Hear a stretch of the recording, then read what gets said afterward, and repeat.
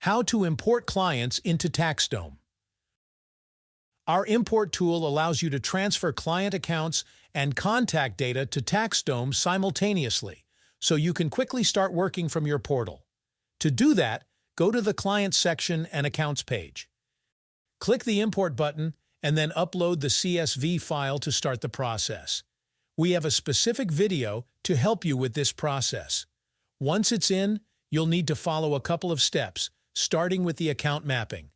First, map the account name, linking it to a column in your CSV file.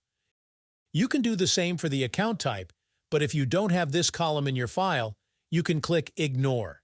Since we do have this column in our file, we will map it.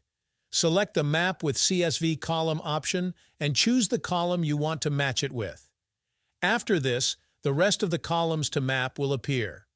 They'll be automatically mapped if they match the field names in TaxDome. Otherwise, you'll want to select manually what each column will be used for. Remember that you don't need to map every field here, since you just want to focus on the account-specific ones in this first step and ignore the rest for now. So your main priority is to at least map the account name field before proceeding. To map a column, click the Action drop-down and select Sync.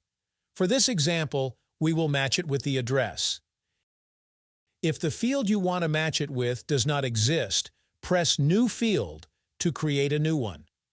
Here, you get to enter the information and choose what type of information it is. For example, if you need a field where you would add a company email or something like that, you can create a new field here. If you have added tags to your spreadsheet, map this column to the tags property. All tags will be automatically created and applied to newly created accounts. If you added a team members column, it will be automatically mapped, and the team members will be assigned to the different accounts directly. Sync all the other fields you deem relevant. Now click the Continue button. In the next step, turn these toggles on or off for everyone you're about to import. The Login toggle allows the contacts to log into the client portal and access their information.